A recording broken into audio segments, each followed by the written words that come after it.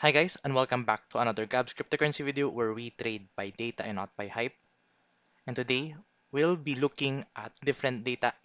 We'll be looking at different technical analysis for Bitcoin and different altcoins, as well as we'll try to look for at the current Bitcoin price in the short term, and then tingnan natin yung mga inyong requests for technical analysis. Siguro let's do this from time to time wherein you can send in your request na technical analysis for a specific coin, and then pipili tayo ng mga coins na gusto nyong pasadahan natin for some technical analysis. So let's start first with the major coins such as Bitcoin, Ethereum, and Cardano. So let's dive in first with Bitcoin. So for Bitcoin, as you can see, if you're going to recall, we have been following this falling wedge. And yun nga, nag-breakout tayo nung last time pero hindi tayo nagkaroon ng volume. So if you're going to look at this closely, so ito, nagkaroon tayo ng rising wedge, falling wedge pala actually, falling wedge, sorry.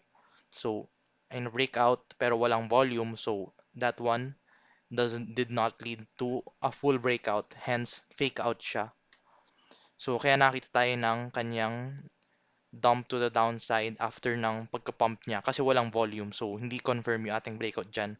And right now, we are still playing at this resistance.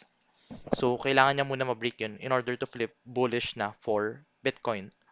So right now, hindi pa natin siya na-break. So as what I've been telling you, you need to follow the bigger time frame for Bitcoin as well as the whole cryptocurrency itself. Kasi right now, the crypto market is playing at the bigger time frame rather than the shorter time frame. Kaya mapapansin nyo, di ba, sa mga shorter time frame, puro sideway action siya. Yung mga bigger time frame kasi yung mga nas magmamatter ngayon. Kasi itong RSI strong resistance ay nagiging very tight na for the short term. Actually for the midterm na din. And this would actually build the structure for the following days. So this movement nito, itong RSI strong resistance, this will be a very crucial move for Bitcoin in the following days. So nakita nyo na reject tayo ng ating RSI resistance. So ito yung sinasabi ko sa inyo na kailangan niya ma-break before tayo mag-continue to the upside.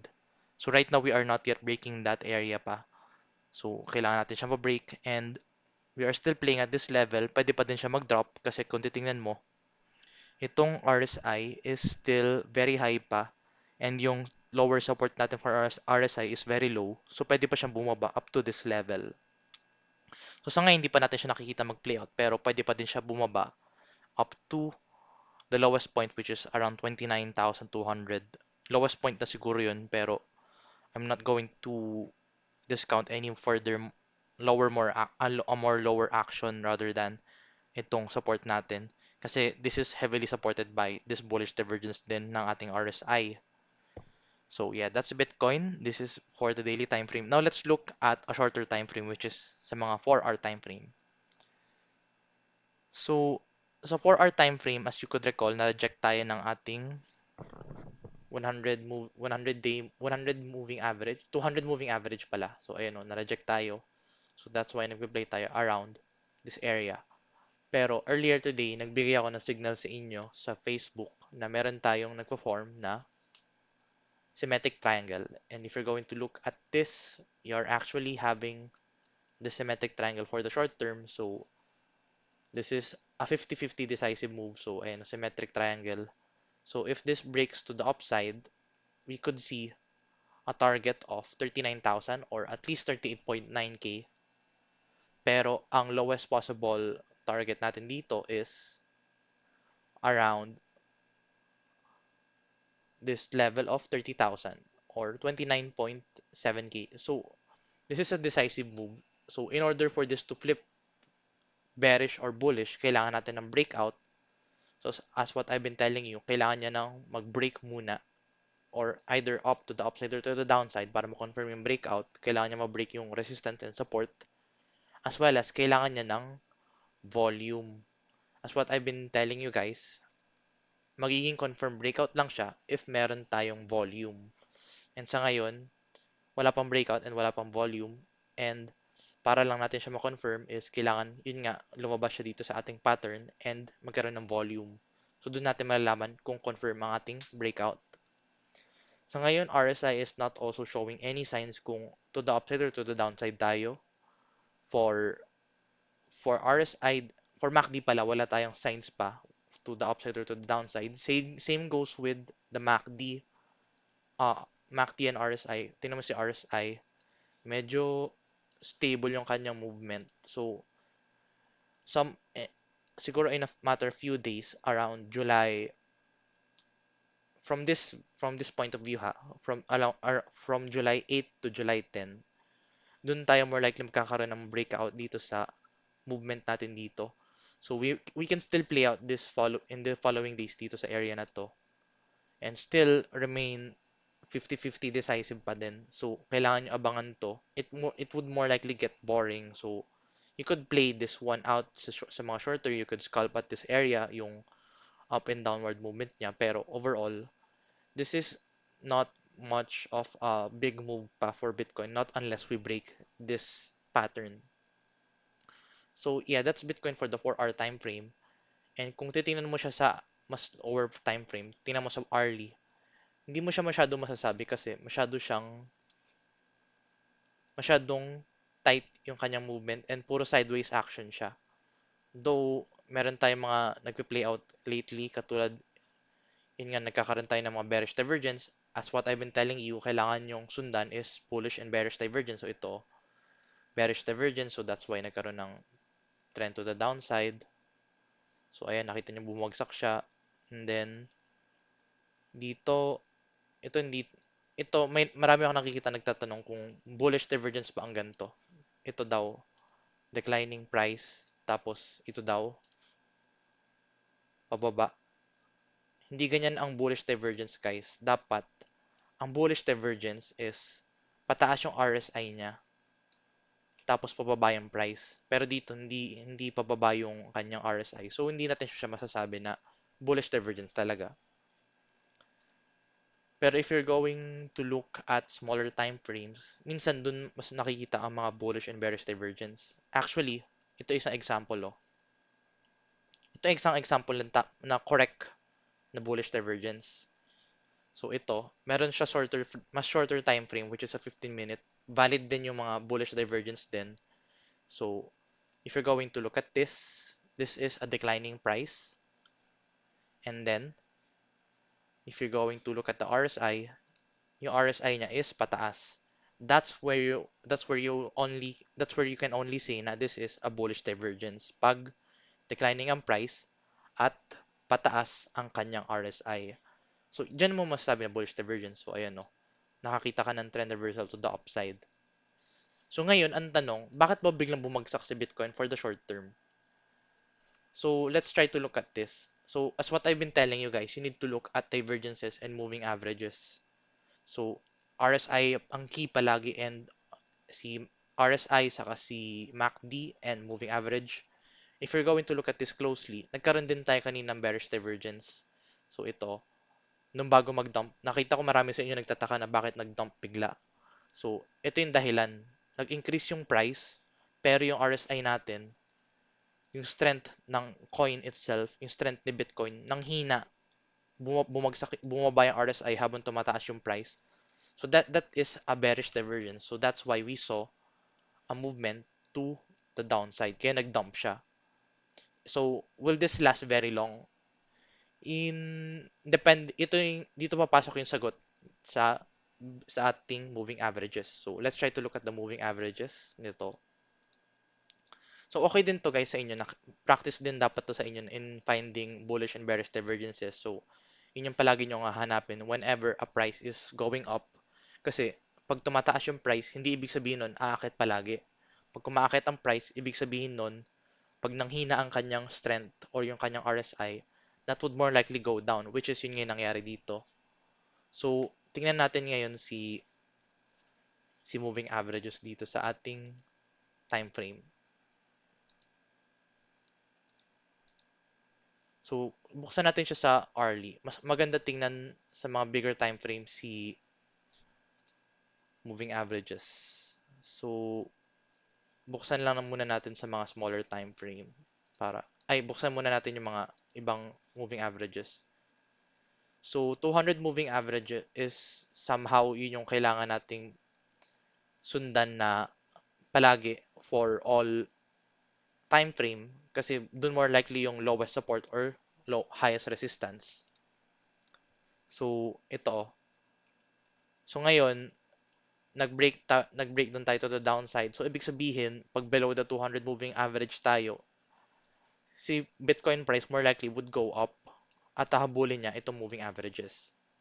Pero, pag tayo ay nasa above ng moving average, Bitcoin would more likely go down. Kaya nakita mo na, itong moving average, pwede mo siya gawing basis. Kasi tinan mo, if mag-look back tayo, pag bumagsak si Bitcoin, ang kailangan niyang habulin palagi is yung moving average. So, either way, itatry niya palaging bumalik sa moving average. So, ayun, bumalik siya sa moving average sa 200. Nag-reject siya, bumaba siya, and then ito, tumaas ulit, hinahabol niya yung moving average. So, if gusto mo mag-scalping or mag-short term, the moving average is actually a good use kasi you could buy below the moving average and you could sell above the moving average. So you could buy long sa baba and then sell short kapag nasa taas ng moving average. So ganun yung personal strategy na ginagawa ko for short term. So ayan no, makita mo na puro naglalaro lang siya sa moving average. Kaya 'di ba lagi ko sa inyo sinasabi, if you want to look if you want to trade for the short term, the moving average would be the best thing to look at. So ayan, I hope that gave you an idea on paano ba mag-navigate through this short term. So yun yung purpose ng moving averages. Doon tayo mas okay mag-buy and mag-sell. Buy below the moving average and sell above the moving average. May nagtatanong, may bullish at bearish divergence din ba sa 1-day time frame, Sir Gab? Yup, meron. So if you're going to look at this daily time frame, ito yung naalala nyo bago mag-Bitcoin crash. Di ba nakuha natin na sabi natin noon before the Bitcoin crash, nakakita tayo ng possible movement to the downside. And yung binigay ko sa inyong signal noon is yung rising wedge and bearish divergence. So ito yun oh. Nakita ka dyan ng increasing price at the same time si RSI is declining. So noon pa lang bago magkaroon ng Bitcoin crash, nasasabi ko na sa inyo na may malaking warning na nakikita tayo sa ating rising wedge sa ating price action. So, noon, naging prepared na talaga dito. So, yup, to answer your question kung bullish and bearish divergence ay nakikita pa din sa ating longer time frame, such as the daily and weekly, yup, nakikita natin siya. Nakikita din natin ngayon yung bullish divergence lately. And ito oh, from May 21 up to July 8, ongoing pa din yung bullish divergence. So, this is more likely going to have a trend reversal to the upside. So, the question is, when are we going to get that trend reversal? So, sa ngayon wala pa since kailangan niya ma-break itong resistance ng RSI bago tayo mag-flip bullish dito. So, yun yung lagi ko sinasabi sa inyo nun for the Bitcoin price. Pwede din po ba sa mga exponential moving average as reference for resistance and support? Yup, pwede din. So, ang difference lang kasi ni exponential and moving average, buksan natin siya dito sa ating daily time frame. So, ito meron ako dito dalawang moving average. Yung purple one, ito. Yan, that is the moving average. So, gawin natin log. So, moving average is yun yung average price for the past 200 days. Kaya 200 day moving average. Ngayon, ito naman yung isa, EMA, exponential moving average. Ano ba ang difference ni exponential moving average sa moving average? Si exponential moving average is also getting the same average for the past 200 days. Ang difference niya, yung latest price action, mas kinukuha niya yung weight ng latest price action kesa sa overall. Kasi kung yung moving average lang na normal, i-take into account niya all price action regardless kung bullish or bearish. Pero sa exponential moving average, kung ang latest action mo is bullish, kahit matagal ka ng bearish, ang susundan ni moving average is yung latest, which is yung bullish. So kaya mas makikita mo na mas minsan mas malapit si EMA or si exponential moving average sa price kasi si EMA is mas nagfo-focus sa latest price action unlike kay normal na moving average yung overall. So bigyan ko kayo ng isang example kung paano itsura nun. So ito yung normal moving average.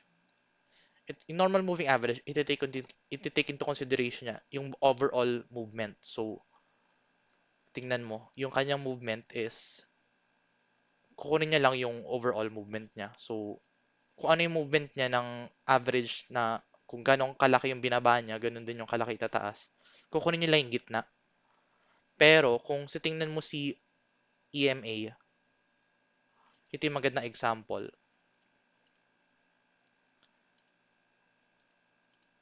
Ito, dahil mas tumaas tayo dito, ibig sabihin nun, tatry ni EMA kukunin yung latest bullish movement. So, ibig sabihin nun, si EMA is mas skewed or mas mas hahabulin niya yung latest movement. So, pag pinatong mo si normal na moving average, makikita mo yung difference niya. Oh. Si moving average, yung normal na average overall, ita-take ito account niya. Pero sa EMA, i-consider niya yung latest bullish action. Kaya tingnan mo, mas malapit ngayon itong blue line, si EMA, sa latest price action ni Bitcoin. Kasi mas ita-take into consideration niya yung latest movement niya. So yun yung difference ni EMA. Si EMA is yung latest price action. Si moving average na normal, ita-take into consideration niya yung overall movement. Pwede din po ba gumamit? Sir, what's the best time frame to look at kapag nag-scalping? Depende yan sa definition mo ng scalping. Kung ang scalping mo is by 15 minutes, of course, 15 minutes maganda din. Pero if ang scalping mo is let's say around the early or pang 4 hour, pwede ka din naman tumingin doon. So, depende yun sa'yo. Pero ako personally, around 15 minutes at saka 1 hour ang sinusundan ko kung nag-scalp ako. Pero I don't promote scalping masyado. I promote hodling and buying the dip at saka i-hodl mo yung position and then swing trade. For me, yun yung best na strategy talaga. Ma-apply po ba ang basic math sa pagtingin ng technical analysis? Yup, actually. So, ang moving average is just actually yung, 'di ba? Kukunin mo yung price actions niya for the past 200 days and then yung average nun, yun yung average price niya for the coming days. So, kung yari, ito moving average is for the past 200 days. Ano yung overall, kung kinuha mo yung total ng 200 days action divided by 200 days, and then kukunin mo yung average niya, you would get the average price of 44,000 US dollars. So, yun yung average niya. And meron din siya sa mga trigonometry functions like logarithmic. Meron tayong sinusundan actually si logarithmic growth curve. So, ito, Bitcoin logarithmic growth curve para bigyan ko kayo ng idea. This is also using yung mathematics natin nung high school. This is a logarithmic chart. So, if naalala niyo yung logarithmic chart nung high school, ibig sabihin ng logarithmic chart is rapid increase sa taas and then asymptotic siya sa x-axis. So, yep, nagagamit natin si basic math sa pagti-TA. Actually, lahat ng ginagamit ko dito, especially for the longer time frame, is puro yung mga basic math noon, especially for longer time frame. Mas maganda siya tingnan, especially for this one. Statistical kasi siya eh. Paano po gumamit ng Fibonacci at sa anong time frame siya dapat i-plot? Then anong indicators po dapat i-partner? Good question. So, let's try to look at a Fibonacci example. So, may iba't ibang uses ang Fibonacci. May mga makikita ka ng ibang YouTuber. Ang way of Fibonacci nila is by getting a specific na gitna lang na ano na line or meron dun yung median na area. Pero ako, ang personal strategy ko sa Fibonacci is somehow ganito. So, kuha tayo ng isang magandang example. Siguro sa Ethereum. Ethereum yung latest action na tingin ko malinis yung movement niya. So, unlike other coins, sa Ethereum, maganda yung movement niya.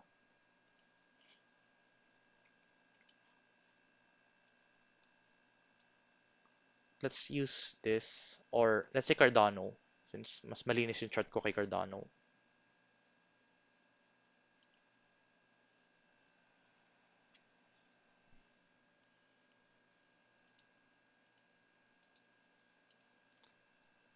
So, for Fibonacci, ang kukunin mo is yung all-time high, from the all-time high, kasama yung candle wick, up to the next lowest low. So, hanapin mo yung lowest point ng price action after ng all-time high or kahit anong high. So, after that, dun mo makita yung iyong support and resistance level. So, you could actually plot this at kahit anong time frame. So, kahit anong time frame gagana naman siya. So, ito, for example, makikita mo na itong Fibonacci natin, i-close lang muna natin yung mga ibang lines. Makikita mo sa Ethereum, nag-play around dito sa Fibonacci levels na yan. Diyan siya nagkakaroon ng support and resistances. So, ayan no, resistances, resistance. Ito, support, resistance, support, resistance, resistance. So, ayun no, support din. Meron siya dito, support. So, ganyan yung pag-plot ko ng Fibonacci. So, from higher time frame up to the lowest, pwedeng ganun. Pwede din sa weekly gawin. Yep, pwede din. So, gawin natin siya sa weekly.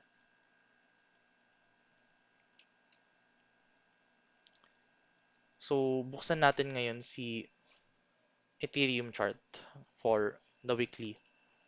Ito yung gamit ko sa pagkukuha ng maximum top ni Ethereum. Maximum market cycle top. So, ang ginawa ko dito is yung previous all-time high noong 2017, pinalot ko from that point, Fibonacci. And then, pinalot ko sa lowest point nito, which is, ayun nga. So, ayun, andito yung lowest point niya. So, ipaplot natin siya doon. So, ayun, doon yung lowest point.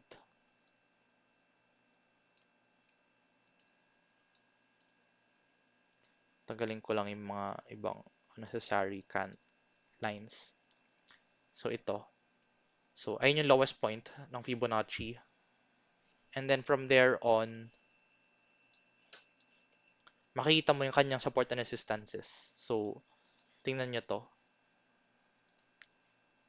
Yung mga levels na yan, doon siya mag-a-act as support and resistances. Ito, resistance, previously.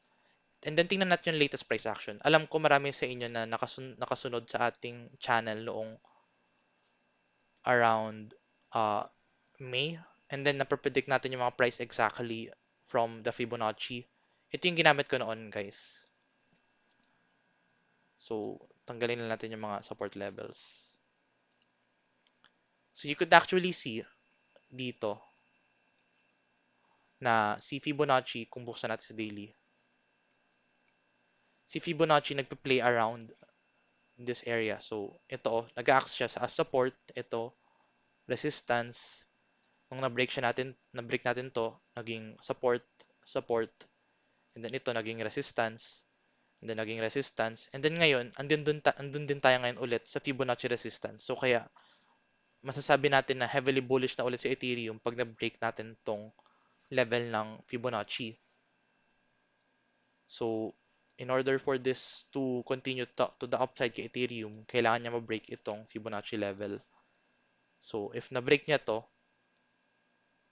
more likely dito na tayo mag-play around the 2,200 up to $3,600 area for Ethereum.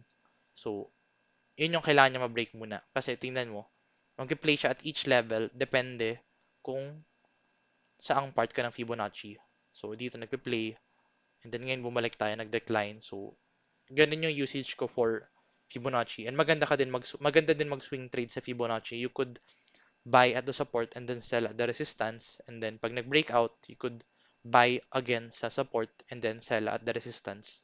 So, ganun yung mga pwede nyo gawing strategy for the Fibonacci. Pwede kayo mag-swing trade for Fibonacci talaga.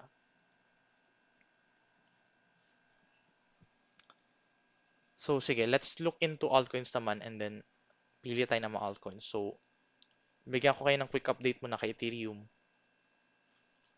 So, if you could recall kay Ethereum, may fina-follow tayong rising wedge. So, Ethereum right now, we are still at the rising wedge. Hindi pa natin siya na-break. As what I've been saying, kailangan ng breakout para masabi natin confirm ang breakout. So, ito, rising wedge. And then, if it break to the downside, more likely mag-break siya to the downside. Ang target natin is around 1.8K kay Ethereum. Pero if it break to the upside, target niya is around 2,800. Pero this, traditionally, ang rising wedge is a bearish action. So this would more likely go down than for it to go up. So that's for the Ethereum short term.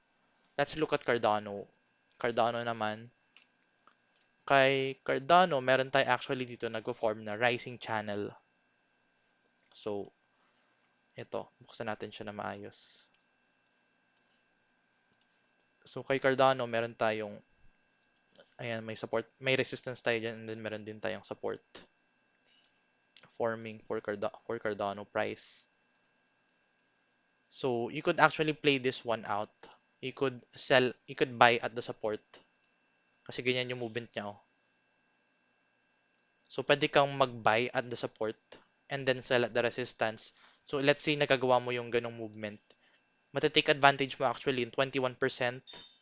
Ito, meron dyan 18, 19%. Ito naman next is around 16%. So, natitake advantage mo yung mga iba't ibang movement doon. So, yeah, magandang laruin yung mga rising channel. So, right now, we are still inside the rising channel. And if na-break natin siya, ang malalaman mo yung kanyang next move is by getting the target and then sa point of breakout. So, if it break to the downside, kung saan siya mag-break, dun mo ilalagay yung point of breakout and then ipapaste mo yung kanyang target. So, ganun lang siya. So, if it breaks to the downside, 1.16, pag tumaas, 1.7 US dollars. Let's look at BNB. May mga nag-suggest ng BNB. So, I actually gave you all a signal kanina kay BNB na na-break niya yung 4-hour moving average. So, let's try to look at this for BNB. So, ito.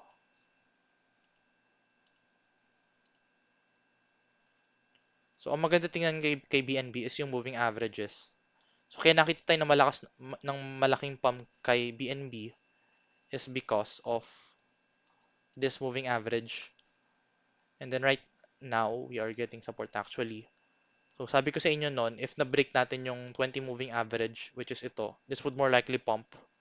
And then, ayun nga, nag-pump na siya, although hindi pa natin siya naabutan yung maximum target, which is the 200 moving average. Pero ayun, nakita natin nagbe-breakout siya from the moving averages. So, mas maganda mag-buy at this area sa lower points. And then, of course, lagi ko sinasabi is mag-sell ka during or above the moving averages. Pero ang target pa din talaga nitong BNB is itong 200 moving average. Kasi kahit papaano, kailangan niyang bumalik dun yung price. And, yeah, strong resistance siya. So, dun tayo more likely magkakaroon ng resistance at around that area.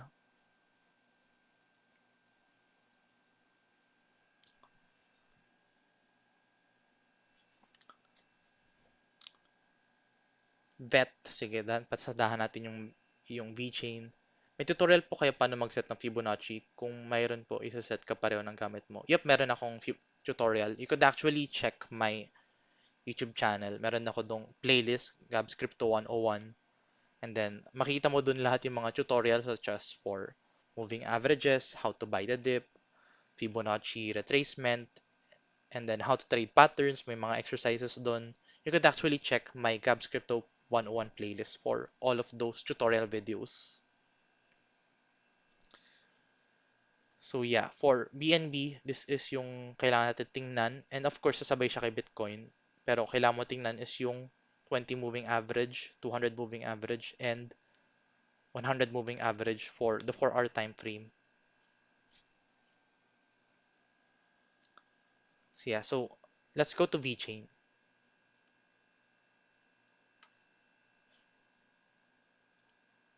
Ito din pala yung kailangan nyo i-take into consideration guys bago kayo mag-trade into altcoins is kailangan nyo tingnan yung Bitcoin dominant, yung coin dominance niya against Bitcoin.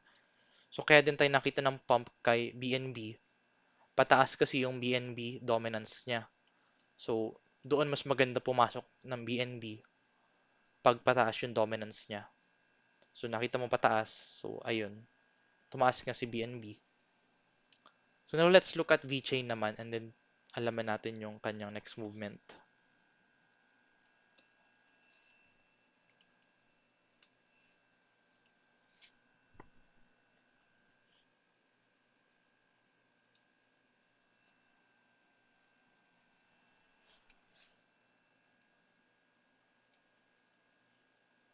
So ito na ngayon si VChain, VET. May latest analysis ata tayo dito. Pero iulitin natin yung analysis for VET. So this is for the 4-hour time frame. Let's try to look first at support and resistances dito kay VET. So support niya is of course itong level na to. So this is a support for VChain. 0.98 is resistance yan pala. And then ang support natin, ang lowest point pag bumagsak si VET would be 0.66. So, pwede pa siya bumagsak if nag-decline palalo si Bitcoin.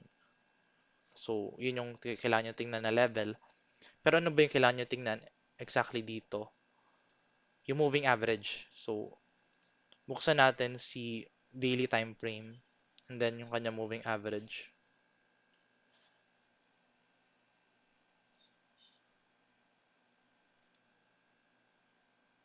So, right now, ito yung 200 moving average. Ang kailangan niya kasi palagi na maging support is 200 moving average.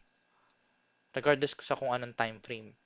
Ngayon, malalaman mo kung when is the best time to buy a specific coin if below the 200 moving average.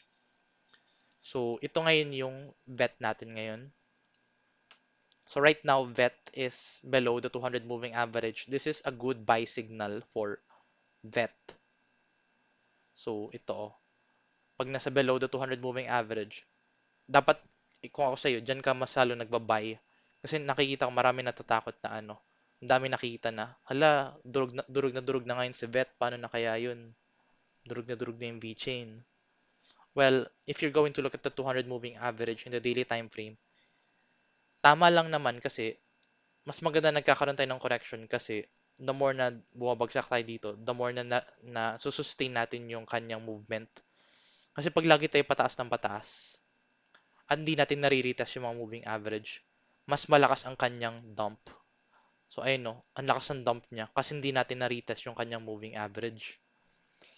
So kailangan natin palagi mag-retest para kahit papano, hindi tayo magdadump ng ganyang kalakas ulit. Pero pag nag-dump ng ganyang kalakas, doon mas magandang mag-re-entry ulit.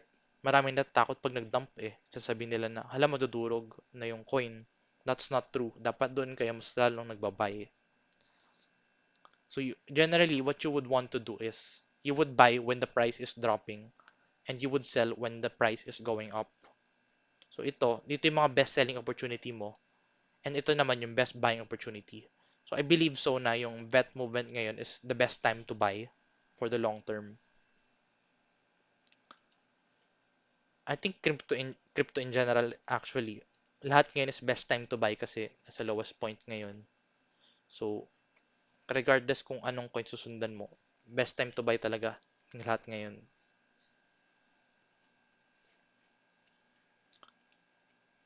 XRP. Sige, let's look at XRP. Alam ko malaki ang Pinoy community ng XRP kaya sikat na sikat ang XRP sa Pilipinas in general. So may latest analysis pa din tayo kay XRP. So i-continue na lang natin yung analysis natin kay XRP. So as previously mentioned, sinusundan natin is yung Fibonacci levels. So ang sabi natin kay XRP noon, it would play more likely around the Fibonacci level. So ayun na nag-play out siya exactly at those levels. Buksan lang natin in a shorter time frame. So na-resist tayo dito heavily ng Fibonacci level na to. So dyan tayo nag-resist and then nag-play tayo around this Fibonacci level. And then nung nag-breakdown siya, ang naging next level natin actually is this area of 0.78 up until 1.14. So dyan tayo more likely nag-play around bago tayo nag-dump ulit. So yun yung Fibonacci. And then ano ba yung kailangan nyo expect for the following days? Well, ito yung kailangan nyo tingnan. So right now, the XRP is playing around this Fibonacci of 0.54 up to 0.6, pero since na-break natin siya, it would now more likely play around between 0.64 up until, ang highest point niya is 0.76. So, 64 cents up to 77 cents XRP, yun yung possible area na pwede siya mag-play out. So, if gusto nyo mag-swing trade for XRP, yung area between 63 cents up to 70 cents for XRP, dun yung magandang swing trading opportunities. And of course, dependent pa din siya kay Bitcoin. So, before you enter any swing trading position dito, you need to look at the Bitcoin first, Bitcoin movement. So, this would more likely go sideways. And then the next question is, when is the best time to buy XRP? This is actually the best time na kasi lowest point pa din. So, you would naturally want to buy below the moving average. So below the moving average. So of course, that's a good swing trading opportunity. Buy and then sell pag nasa taas na ulit.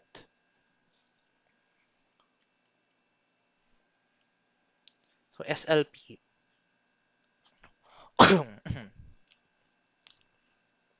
Okay, let's look at SLP. Ang dami ko nakikitang SLP. And actually, I believe so yun yung gamit sa ano, 'di ba? Axie Infinity.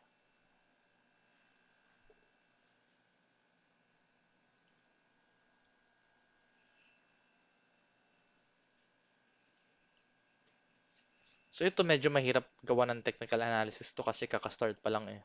So ito mahirap, not much data pa siya, so mahirap siya i-analyze. Pero if gusto mo talaga siya i-analyze, we can try using Fibonacci. So this one, lowest point. So right now, SLP is playing around this level. So na-break natin yung, kaya tayo nakita ng pump lately kay SLP kasi na-break natin yung Fibonacci resistance of 14 cents. So nung na-break natin siya, nakita tayo ng pump. And this can still go higher pa din for SLP. Yung highest movement ni SLP would possibly be 2 cents. So, yep, pwede pa tumaas si SLP for the following days. So, pwede siya mag-play around this area. Moving average, let's try to look at moving averages. So, right now, nasa 0.16 cents. So, pwede pa bumagsak si SLP up to 16 cents for the following days. Actually, for the following 4 hours. Pwede pa siyang bumagsak. Kasi, over time, kailangan niya palagi i-retest yung kanyang moving averages. And that's a good sign pag nire-retest niya. So, yun ngayon, if bumagsak si SLP, ang lowest point niya pa din is 14 cents. Pero, what you would naturally want to see is for this to continue playing out with the moving average. So if nakakuha tayo ng bounce dito sa moving average, we could see SLP go higher pa din. And then ang highest point niya is around 2 cents. So you could expect a higher movement for SLP in the following days if nasustain natin itong movement. Pero yeah, SLP has broken out of its Fibonacci resistance kaya tayo nagpa-pump for SLP. Meron ba tayo nag-form na pattern? Let's see. So let's try to look at SLP in the hourly. So sa hourly, kuha tayo ng trend line and then form tayo ng resistance. And then hide natin yung moving average.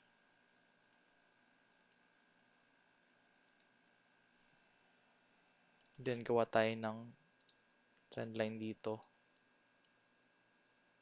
So actually, meron tayong nagpo-form na pattern for SLP. So meron tayong ascending triangle for SLP. So we might actually play around this area for the next siguro 2 to 3 days for SLP. So yun nga nag-pump, after ng pump, this would more likely play around this area. So only then if na-break natin itong ascending triangle relatively is a bullish move traditionally. So ang target niyan, traditional target would be, technical target is around 2 cents pa din. So if na-break natin siya, SLP would pump to 2 cents. And then if it broke down, ang technical target ni SLP would be,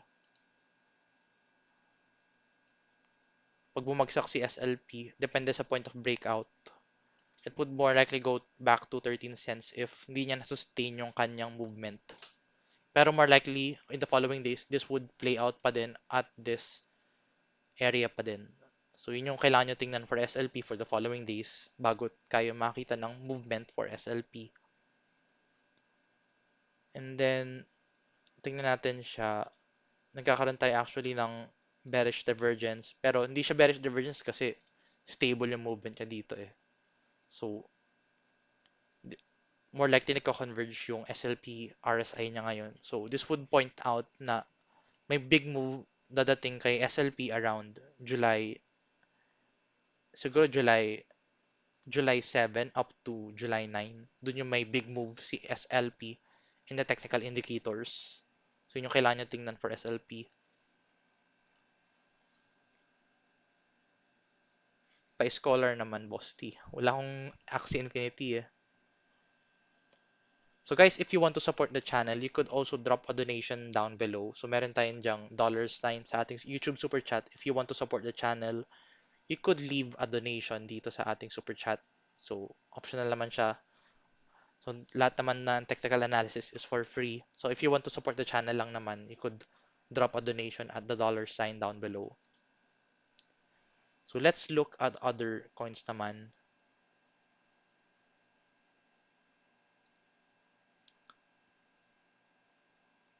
VET, napasadahan ko na yung VET. Pwede nyo tingnan sa dito. Scroll back na lang kayo sa video. Matic. Sige, tingnan natin si Matic.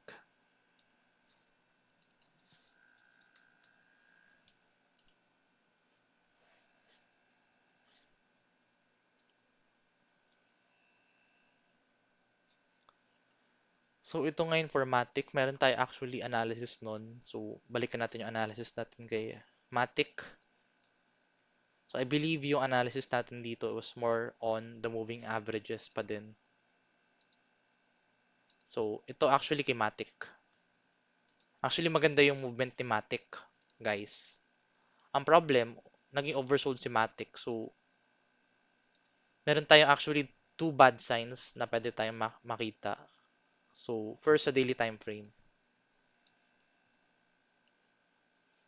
So, sa daily time frame, if nag-break natin so ngayon nakikita nyo ngayon itong moving averages currently converging. So, this would mean magkakaroon ng possible movement kay Matic for the following 2 to 3 days.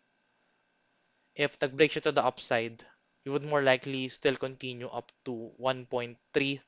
Pero, if hindi niya na-sustain to, if hindi niya na-sustain itong movement, at hindi siya na-hold as support, SLP, SLP tuloy, Matic would go down up to the lowest point of this moving average of 0.6%, 0.6 US dollars. So, $0.6.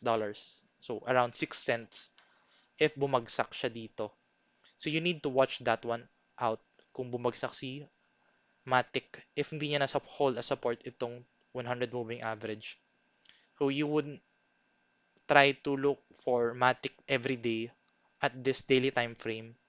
And then, what you need to look at is this 100 moving average.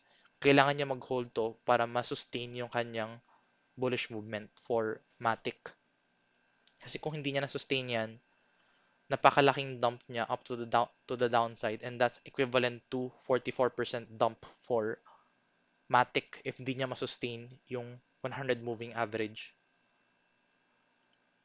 Pero if na-sustain niya, of course, meron tayong possible movement to the upside papunta dun sa $1.46 level. So, yun yung kailangan nyo tingnan. So, shout out kay Dominic Benitez for the donation, pangkape, sir. Thanks sa mga analysis. Sure. Just want to say thank you for the free learnings, Boss Gab. Sure thing. Thanks, Louis Kuwangka. Shout out sa'yo. INJ. Sige, after nito. So, yun nga si Matic for the daily time frame. Let's try to look for Matic in the shorter time frame. So, for Matic, so pag ganito ang kanyang price action, yung mga ganitong movement na nagko-converge yung mga moving average, ganyan oh. Nagko-converge tapos very low volume. This would mean na anytime soon magkakaroon ng possible move si Matic either to the upside or to the downside. So kailangan yung abangan itong movement na to. Kailangan nyo talaga patient dito. Huwag nyo masyadong mamadaliin yung price action niya. So, yun yung short term. So, wala ka actually masasabi unless isusundan mo yung mga kanyang bullish and bearish divergences. So, ano. So, if you want to follow the short term talaga, as what I keep on saying, look for bullish and bearish divergences. So, ito, bearish divergence, increasing price, and then declining RSI. That's a trend reversal to the downside. So, bumagsak si itong Matic for the short term. So, kita nyo, regardless kung kahit anong movement, ang kailangan nyo tingnan palagi is the bullish and bearish divergences, si RSI, doon ka makita ng movement kung babagsak or tataas. So, ayan o, always look for bullish and bearish divergences para malaman mo kung tataas or babagsak pa si coin. And then kung paano mo malalaman yung kanyang lowest point or yung kanyang target, what you would traditionally do is look for the moving average. So, tingnan nyo siya. Nung bumagsak si Matic after this bearish divergences, nakita mo na bumagsak siya dito sa kanyang 200 moving average.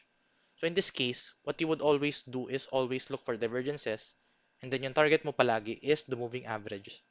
So ang setup ko palagi kay moving average is 20, 50, 100, and 200. So paano ba maglagay ng moving average? You just have to click this technical indicator, type MA, and then pag na-type mo na siya, lalabas siya dito sa gilid.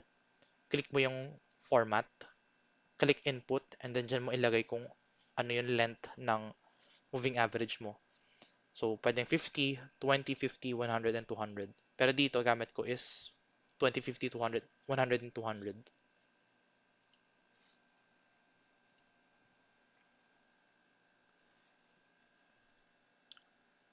ING. Sige, let's look for ING naman.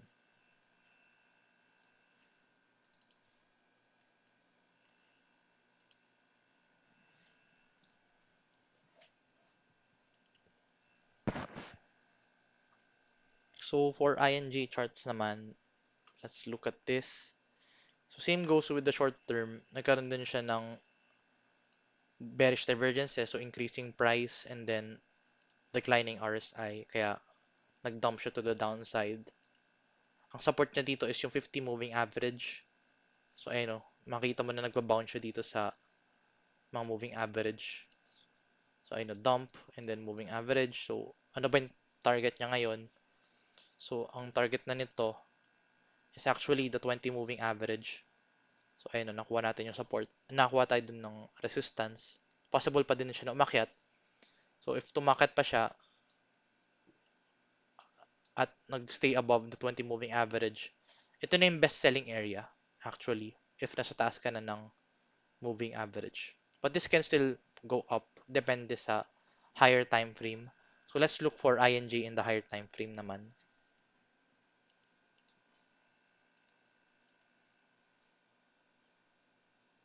So, kay INJ in the higher time frame, actually, bullish na tayo kay INJ for the 4-hour time frame kasi above the 100 moving average, pero 200, yun, actually, nag-start na tayo maging bullish kay INJ. So, ang kailangan ngayon mangyari is masustain si INJ above this purple line. So, tingnan nyo, oh, matagal nang hindi na-break itong 200 moving average and ngayon kaka-break lang. So, ito ang kailangan nyo tingnan ngayon. Kailangan niya magkaroon ng volume at masustain siya above. Kasi kung hindi, magda-dump yan ulit pababa up to this level sa red area, itong 100 moving average. So, if hindi niya masustain tong moving average na to, babagsak si INJ up to 6.4 US dollars. Pero right now, ang support is 7.5 US dollars. So, kailangan niya mag-hold doon for the next few days. Kasi kung hindi niya na-hold yun, more likely babagsak siya to the downside. So, yun yung kailangan nyo tingnan for INJ.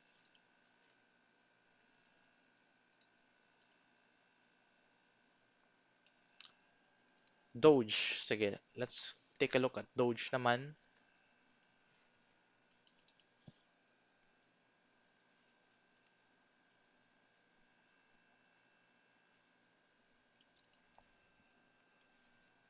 Included po ba yung candle wick if you're looking for a possible divergence? Ako hindi ko ini-include yung candle wick, pero if gusto mo sundan si candle wick, kailangan mo buksan into a lower time frame para mahanap mo siya, para mas accurate.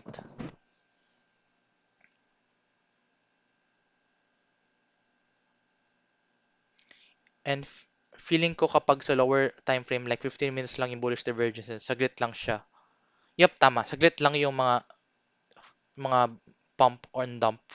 So, tandaan nyo, the bigger the bullish divergences or bearish divergences is, dun tayo mas more likely mas makita ng mas malaking movement. Pero kung maliit lang yung time frame na gamit mo at dun ka nakita ng divergences, mas maliit lang din ang kanyang effect sa ating price action. So let's look at Dogecoin. So ito yung fina-follow natin, yung Fibonacci. So right now, nasa support area pa din tayo. So I think personally, Dogecoin would stay at this level pa din. So, around 2.20 to up to 0.27. Dun lang yan more likely mag-play around in the following day. So, sideway action lang to. So, yun yung kailangan nyo tingnan. And actually, maganda tingnan ng Fibonacci kay Dogecoin. Kasi tingnan mo, doon more likely nagpa-pump si Dogecoin eh. Every time na, ayan oh, sa kanyang Fibonacci, sa bandang latter part ng Fibonacci, doon siya more likely magkakaroon ng pump. And then natandaan nyo, di ba, na-predict natin yung prices ng Dogecoin kung ano yung maximum pump niya. Nakuha natin itong 0.30 level, 30 cents level up to 30 cents level na-predict natin siya using the Fibonacci and we went there exactly as predicted. So right now, ang highest possible area ni Dogecoin, if magkaroon ng biglaang pump, is the $1.38. So yun yung highest point ni Dogecoin na pwedeng puntahan. And hindi naman siya malabong mapuntahan as long as we sustain this, as long as tumagal tayo dito sa area na to. Kasi kung titingnan mo, the more na tumatagal yung kanya accumulation, ay no, accumulation, accumulation,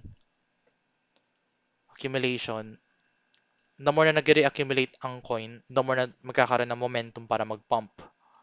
So, ayun, accumulation, accumulation, accumulation. Yun yung kailangan niyang, yun yung necessary steps niya para magkaroon ng pump, which is yun nga yung magkaroon siya ng accumulation at those areas.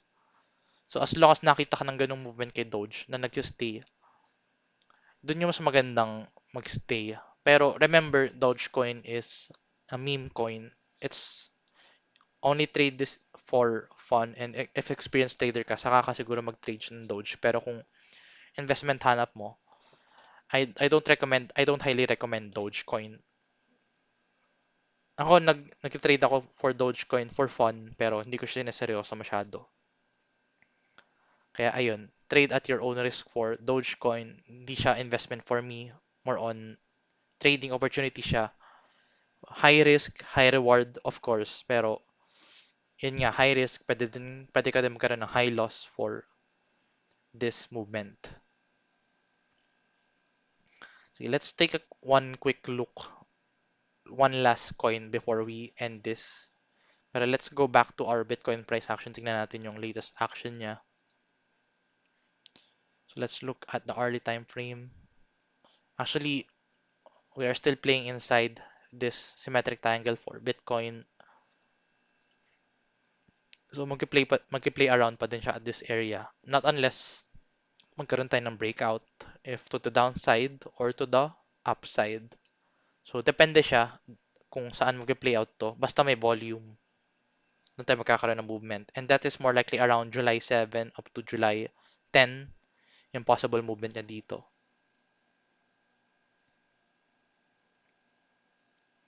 XRP na pasadahan ko na. You could just scroll back to this video.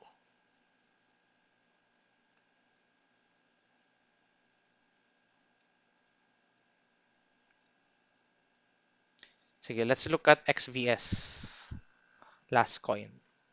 Before we end this video. XVS.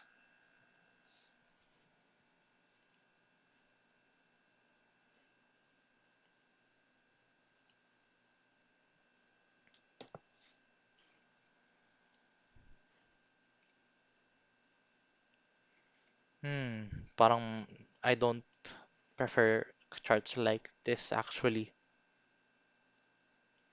Actually, kay XVS, medyo kulang yung data natin for XVS para ma-determine yung kanyang price action. Hindi mo ito, hindi ako gumagawa ng Fibonacci level pag continue pa din yung pagbaba niya. Pero tingnan nyo, medyo mahina ngayon si XVS. Actually, mahina si XVS ngayon. So, lahat ng moving averages niya is sobrang bagsak. So, mahirap umasa dyan if ganyan yung moving average niya. RSI, tinan mo oh. Si RSI hindi pa siya oversold niyan. So, pwede pa siya bumagsak palalo. So, if mangyari yan, possible pa na mas bumaba pa si XVS to lower price levels. Kasi tingnan mo, hindi pa oversold yung kanyang RSI. So, pwede pa siyang bumagsak palalo. Ayan o. Sobrang hindi pa siya oversold. MACD, though may good signs na pwede siya siguro magkaroon ng trend reversal saglit just to catch up with the moving averages. Pero, hindi maganda yung chart niya ngayon. As an investment, andun po yung mga top coins name nyo, Sir Tristan. Top coins, of course, Bitcoin. Number 1, Bitcoin. Number 2, Ethereum. Number 3, Cardano. And for the rest na ng mga ibang coin, top 10 market cap coins, which is ito. Top 10 market cap cryptocurrency. So, tingnan nyo yung coin market cap. Ito yung, kung ano na sa top 10, dun mas maganda mag-invest. So, of course, Bitcoin, Ethereum, Binance Coin, Cardano. So, Polkadot, Uniswap, Litecoin. So, yun yung mga magandang i-invest na coin if nasa top 10 coin ka.